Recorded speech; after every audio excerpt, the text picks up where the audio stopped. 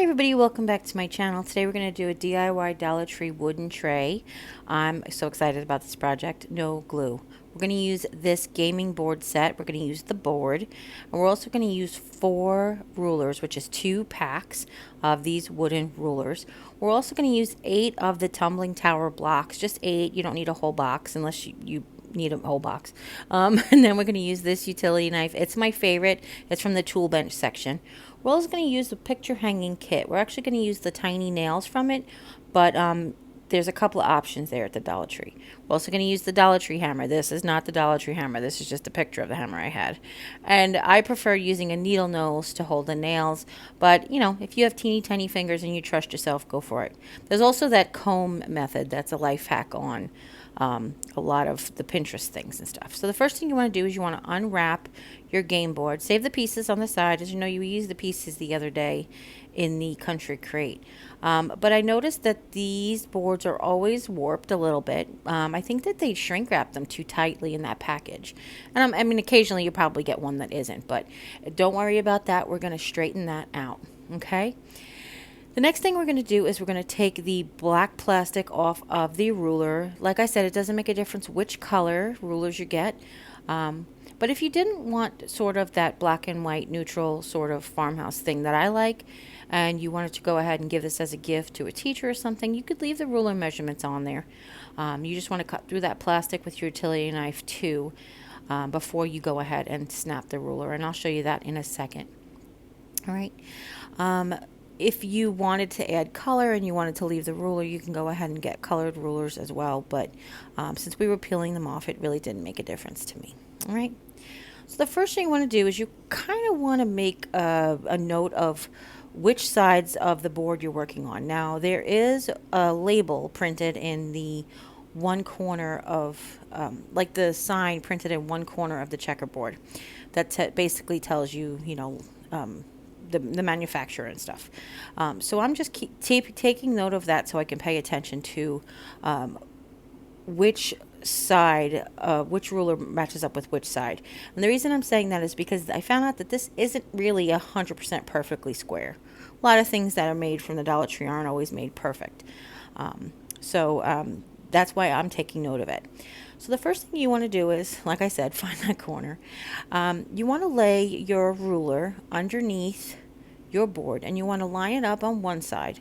Like I told you guys, this is going to be super easy.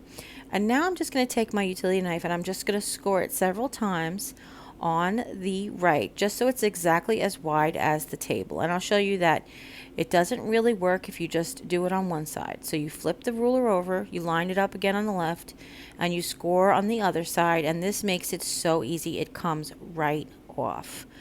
Okay, so now I'm putting that aside, making sure I pay attention to which one that is.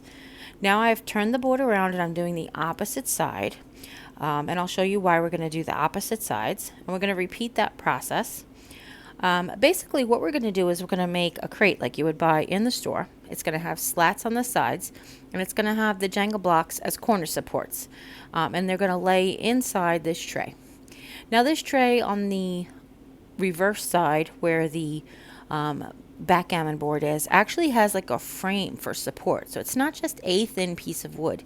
It's a thin piece of wood with a frame around the outside and a support in the center. Okay, so this is actually a fully functioning tray. I can actually pick up the wooden sides and carry my stuff away. Now I am just nailing.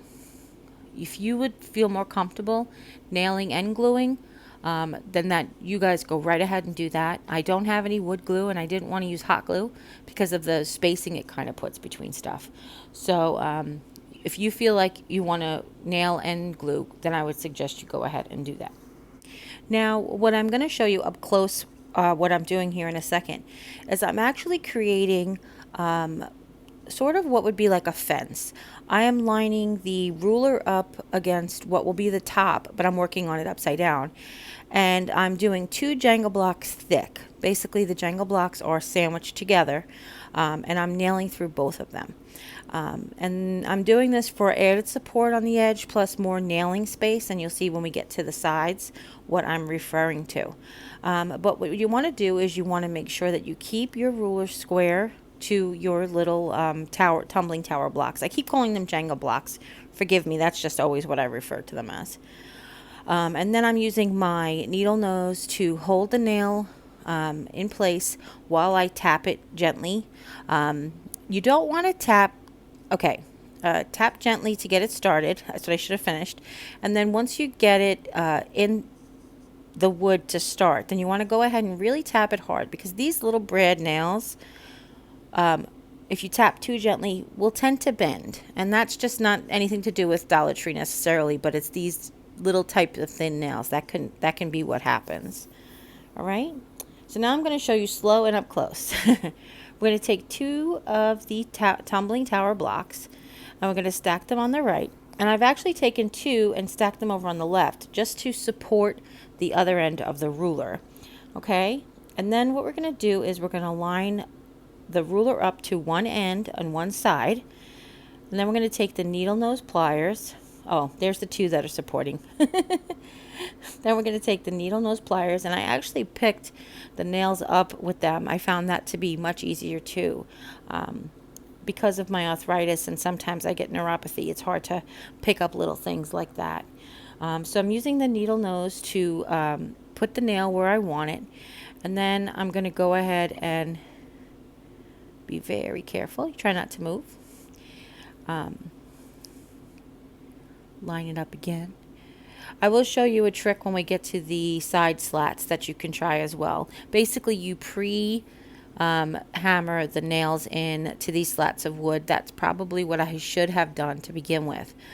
But I do want to show you, in case you don't have a needle nose, that you can do it this way. All right. So then I'm going to tap in the two nails, or just one. Hold on. Yeah, just one, and then I'm going to turn it around. But you can see there what I was talking about, how the nail top got bent, and because I was tapping it too gently. So you really want to make sure that once you get it started, you go ahead and really get it in there. I also found that it is better to keep the needle nose on the nail for almost the whole time. It also helps support its strength, okay?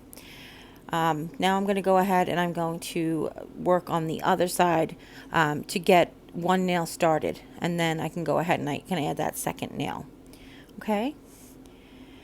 So if you want to make sure that your railing is at the top of both, basically the same. That's why it looks like I'm at the top of this one and I was at the bottom of the other one. It's because we turned it over.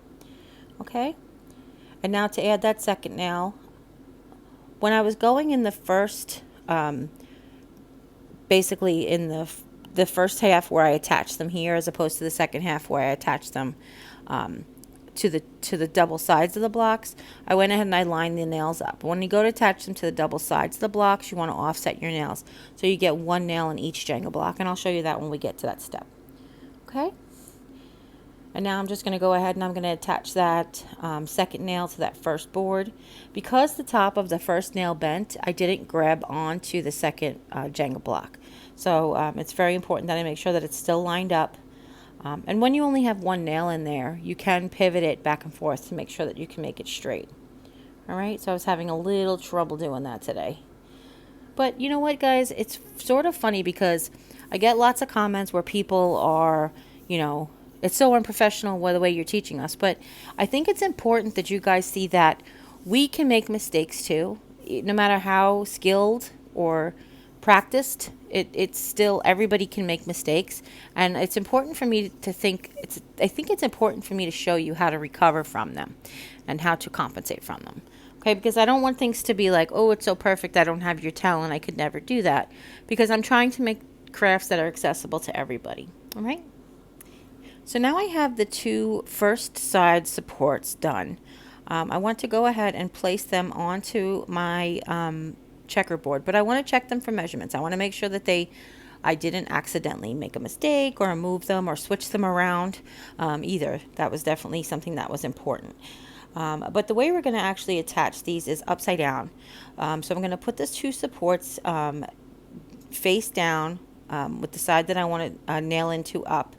And this will just take a little bit of balance.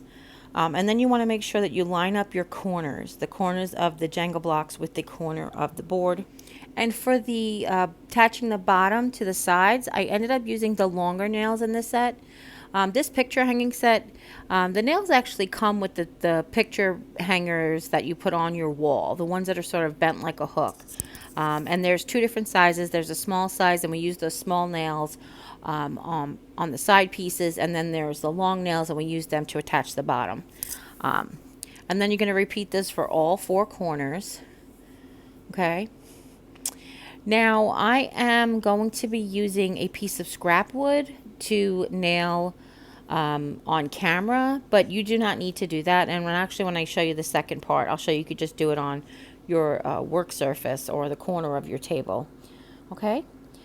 So the first thing we're going to do is we're going to measure the same way we did, but this one's just going to be a little bit more difficult. So what we're going to do is we're going to use a pencil mark. Before we were able to cut right against the board, but now since we're measuring from the outside of that ruler to the outside of the ruler on the other side, we are going to go ahead and take a pencil and we're going to mark that area, and then we're going to use a straight edge to cut, repeating the cutting the same way we did. This time we're just going to follow a pencil line. All right, and you're going to repeat that for both sides when you get to them, okay? But yours doesn't cut perfect like mine didn't cut perfect, then you can just take a little bit of sandpaper and make sure that you just keep it, try to get it as square as possible. But again, this is supposed to feel like another homemade, handmade project, and we don't want it to look perfectly right. If you've ever gone to a farm stand and seen an apple crate, you can tell that they're made haphazardly in a factory because sometimes the nails are sticking out, sometimes the nails are rusty, the wood gets split. I mean, all that stuff makes it feel more a handmade country vibe. Okay? So again, I just want to measure, make sure before I attach it, sort of like measure twice, cut once is what they used to say on this old house, Bob Vila and Norm Abrams back in the day. Because I'm old. So this is where I talked about pre-setting your nails in. Again, I wanted to make these nails offset. So I'm putting one pretty close to the end, pretty much how I had the first set on the sides. And then I'm setting one a little bit back because I want to make sure I grab onto both of the two Jenga blocks that are sandwiched together there. Remember, on the front, the first pieces that we put, we were hitting through both pieces on the square, on the long side of the Jenga blocks, and now we're attaching on the sides between the two end pieces of the Jenga blocks. So we want to make sure that we grab both, okay? And that's why I'm resetting these nails, because I put them both where I thought I wanted them to be so they match the other sides, and then I realized I needed to offset the one that's I offset the one that's on the bottom. I moved it towards the inside. So now I'm showing you how I've put it up against the corner of a table to support the Jenga block. Otherwise, if you don't have any support behind what you're hammering on, your nail really won't go through. You need some sort of sturdy support. So I've put it against the corner of the table just to get that hammering in. And actually, my assistant is doing the hammering. When we made this video before, Jim actually got his job, so we wanted to hone his skills. Let's just put it that way. So he helped me do that, and then we repeated for both sides, and that's it. So I really hope you guys enjoyed this tutorial. Here is the tray as is. You could paint the bottoms. You can make it into a gingham if you want to. Here's how I have it dressed for the coffee bar. So if you have any questions at all, leave them in the comments down below. Don't forget to share this video with friends and family. Anybody you know might be interested in learning how to make this tray. And if you haven't yet, click subscribe, and when you do, a little bell will pop up. When you ring that bell, YouTube will let you know whenever I upload a new video. And as always, you take care, God bless, and we'll see you next time. Bye!